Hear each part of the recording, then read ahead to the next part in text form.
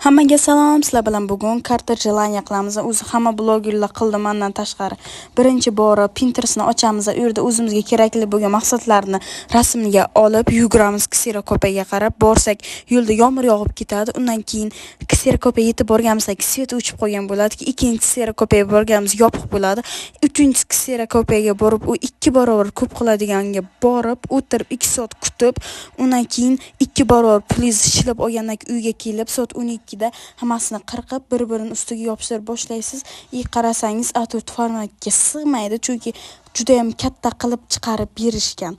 Undan keyin uni olib A4 formatda o'zingizdan qilib qattiq kartonga o'xshagan list topib, uni ustidan yopishtirib chiqasizlar. Million xato qilib va bir-ikkita maqsadlaringizni chiqartirish esingizdan chiqib ketganligini eslab va yig'lab, undan keyin hammasini bitta-bitta yopishtirib chiqamiz. Обязательно biz xato qilmasak bo'lmaydi. Bir-ikkita rasmni xato qilib yopishtirib qo'yganlarimizni to'g'rilab, keyin shunaqa go'zallikdan bahramand bo'lamiz. Всем пока,